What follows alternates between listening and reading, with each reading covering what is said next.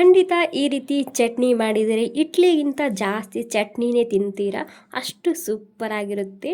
Just ಒಂದು 10 ನಿಮಿಷಕ್ಕೆಲ್ಲ ready ಮಾಡ್ಕೋಬೋದು. ಇಡ್ಲಿ, ದೋಸೆ, ಪಡ್ಡು, ಉತ್ತಪ್ಪ ಹೀಗೆ ಅಷ್ಟೇ ಅಲ್ಲದೆ ಇದಕ್ಕೆ ಚಪಾತಿ, ರೊಟ್ಟಿ ಹಾಗೂ ರೈಸ್ಗೆ ಕೂಡ ಈ ಚಟ್ನಿಯನ್ನು ನೀವು ಹಾಕೊಂಡು ತಿನ್ಬೋದು. ಸೂಪರ್ ಆಗಿರುತ್ತೆ. ಮಿಸ್ ಮಾಡದೆ ಒಂದು ಸಲ ಟ್ರೈ ಮಾಡಿ ನೋಡಿ. ಸೊ ಬನ್ನಿ ತಡ ಮಾಡದೆ ಶುರು ಮಾಡೋಣ.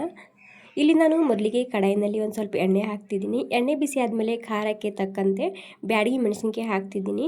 ಜಾಸ್ತಿ ಖಾರ ಇಷ್ಟ ಇದ್ದರೆ ಜಾಸ್ತಿ ಕೂಡ ಹಾಕೋಬೋದು. ಇವಾಗ ಇದನ್ನು ಮೊದಲಿಗೆ ಕ್ರಿಸ್ಪಿ ಮಾಡ್ಕೊಂಡು ತಗೋಬೇಕು. ಓಕೆ ನೋಡಿ, ಗರಿ ಗರಿ ಆಗಿದೆ. ಇವಾಗ ಆದಮೇಲೆ ಇದನ್ನು ಪ್ಲೇಟ್ನಲ್ಲಿ ಹಾಕಿಡ್ತಿದ್ದೀನಿ.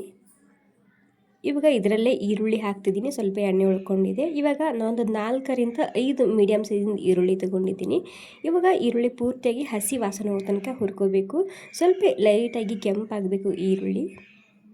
ಓಕೆ ನೋಡಿ, ಲೈಟಾಗಿ ಕೆಂಪಾಗಿದೆ ಈರುಳ್ಳಿ. ಈ ಟೈಮ್ನಲ್ಲಿ ಇದಕ್ಕೆ ಟೊಮೆಟೊ ಹಾಕ್ತಿದ್ದೀನಿ. ಇಲ್ಲಿ ಒಂದು 5 ಈರುಳ್ಳಿ, 2-3 ಟೊಮೆಟೊ ಹಾಕ್ತಿದ್ದೀನಿ. ರುಚಿಗೆ ತಕ್ಕಷ್ಟು ಉಪ್ಪು ಹಾಕ್ತಿದ್ದೀನಿ. ಇಲ್ಲಿ ಈರುಳ್ಳಿ ಕ್ವಾಂಟಿಟಿ ಜಾಸ್ತಿ ಇರಬೇಕು, ಟೊಮೆಟೊ ಕ್ವಾಂಟಿಟಿ ಕಮ್ಮಿ ಇರಬೇಕು. ಅದ್ರ ಜೊತೆಗೆ ಸ್ವಲ್ಪ ಕರಿಬೇವು ಸೊಪ್ಪು ಕೂಡ ನಾನಿಲ್ಲಿ ಹಾಕ್ಕೊಂಡಿನಿ. ಹಾಗೆ ಉಪ್ಪು ಇಲ್ಲೇ ಹಾಕೋದ್ರಿಂದ ಟೊಮೆಟೊ ಬೇಗನೆ ಸಾಫ್ಟ್ ಆಗುತ್ತೆ. ಇವಾಗ ಈ ಟೊಮೆಟೊ ಪೂರ್ತಿಯಾಗಿ ಸಾಫ್ಟ್ ಆಗೋ ತನಕ ಬೇಯಿಸ್ಕೊಂಡು ತೊಗೋಬೇಕು. ಸ್ವಲ್ಪನೇ ನಾನಿಲ್ಲಿ ಬೆಳ್ಳುಳ್ಳಿ ಹಾಕ್ಕೊಂಡಿನಿ. ಇವಾಗ ಬೆಳ್ಳುಳ್ಳಿ ಹಾಗೂ ಟೊಮೆಟೊನ ಹಾಕಿ ಟೊಮೆಟೊ ಪೂರ್ತಿ ಸಾಫ್ಟ್ ಆಗೋ ತನಕ ಬೇಯಿಸ್ಕೊಂಡು ತೊಗೋಬೇಕು ಅಷ್ಟೇ. ಓಕೆ ನೋಡಿ, ಟೊಮೆಟೊ ಪೂರ್ತಿ ಸಾಫ್ಟ್ ಆಗಿದೆ. ಇವಾಗ ನೀವು ನೋಡ್ತಿರ್ಬೋದು, ಇಷ್ಟಾದರೆ ಸಾಕು. ಇವಾಗ ಸೊ ಮೊದಲನೇ ಹುರಿದಿಟ್ಟಿದ್ದವಲ್ಲ ಮೆಣಸಿನ್ಕಾಯಿ, ಬ್ಯಾಡಗಿ ಮೆಣಸಿನ್ಕಾಯಿ, ಅದನ್ನು ಹಾಕ್ತಿದ್ದೀನಿ. ಅದ್ರ ಜೊತೆಗೆ ಇಲ್ಲಿ ಅರ್ಧ ಕಪ್ ಆಗುವಷ್ಟು ಪುಟಾಣಿ ಹಾಕ್ತಿದ್ದೀನಿ. ಈ ಟೈಮ್ನಲ್ಲಿ ಗ್ಯಾಸ್ ಬಂದ್ ಮಾಡ್ತಿದ್ದೀನಿ. ಬಂದ್ ಮಾಡಿ ಈ ಬ್ಯಾಡಗಿ ಮೆಣಸಿನ್ಕಾಯಿ ಹಾಗೂ ಅರ್ಧ ಕಪ್ ಆಗುವಷ್ಟು ಪುಟಾಣಿ ಹಾಕ್ಕೊಂಡಿನಿ. ಇದೇ ಸ್ವಲ್ಪ ಬಿಸಿ ಇದೆಯಲ್ವಾ, ಸೊ ಇಷ್ಟರಲ್ಲಿ ಇದು ಸ್ವಲ್ಪನೇ ಹಸಿ ವಾಸನೆ ಹೋಗೋ ತನಕ ಹಾಗೆಯೇ ಒಂದು ಸಲ ಮಿಕ್ಸ್ ಮಾಡ್ಕೊಂಡು ತೊಗೋಬೇಕು ಅಷ್ಟೇ. ಇವಾಗ ನೋಡಿ ಎಲ್ಲನೂ 1 ನಿಮಿಷ ಆಗೋ ತನಕ ಹುರ್ಕೊಂಡಿನಿ ನಾನು. ಹುರ್ಕೊಂಡಾದ್ಮೇಲೆ ಪೂರ್ತಿಯಾಗಿ ತಣ್ಣಗಾಗಿತ್ತು. ಹೀಗಾಗಿ ನಾನಿಲ್ಲಿ ಮಿಕ್ಸಿ ಜಾರಿಗೆ ಹಾಕ್ಕೊಂಡಿನಿ. ಅದ್ರ ಜೊತೆಗೆ ರುಬ್ಬೋದಕ್ಕೆ ಎಷ್ಟು ಬೇಕು ಅಷ್ಟು ನೀರು ಕೂಡ ನಾನಿಲ್ಲಿ ಸೇರಿಸ್ತಿದ್ದೀನಿ. ನೀರು ಹಾಕ್ಕೊಂಡು ಇದನ್ನು ಸ್ಮೂತಾಗಿ ರುಬ್ಕೊಂಡು ತೊಗೋಬೇಕು.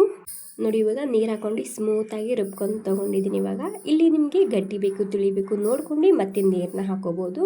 ನಾನಿಲ್ಲಿ ಇಡ್ಲಿಗೋಸ್ಕರ ಮಾಡ್ತಿರೋದ್ರಿಂದ ಸ್ವಲ್ಪ ತಿಳಿಯಾಗಿ ಇಡ್ತಿದ್ದೀನಿ. ನೋಡ್ಕೊಂಡು ನೀವು ಇಲ್ಲಿ ಅಡ್ಜಸ್ಟ್ ಮಾಡ್ಕೋಬೋದು. ಇವಾಗ ಏನಿಲ್ಲ, ಈ ರೀತಿ ನೀಟಾಗಿ ಮಿಕ್ಸ್ ಮಾಡ್ಕೋಬೇಕು ಅಷ್ಟೇ. ತುಂಬಾ ರುಚಿಯಾಗಿರುತ್ತೆ. ತುಂಬ ಸಿಂಪಲ್ಲಾಗಿ ಮಾಡ್ಕೋಬೋದು. ಸೊ ಮಿಸ್ ಮಾಡದೆ ಒಂದು ಸಲ ಟ್ರೈ ಮಾಡಿ ನೋಡಿ. ಉಪ್ಪಿಟ್ಟು ಜೊತೆಗೂ ಕೂಡ ಈ ಚಟ್ನಿ ಸೂಪರ್ ಆಗಿರುತ್ತೆ. ಸೊ ನಾನು ಆವಾಗವಾಗ ಉಪ್ಪಿಟ್ಟು ಜೊತೆ ಕೂಡ ಈ ಚಟ್ನಿನ ಮಾಡ್ತೀನಿ.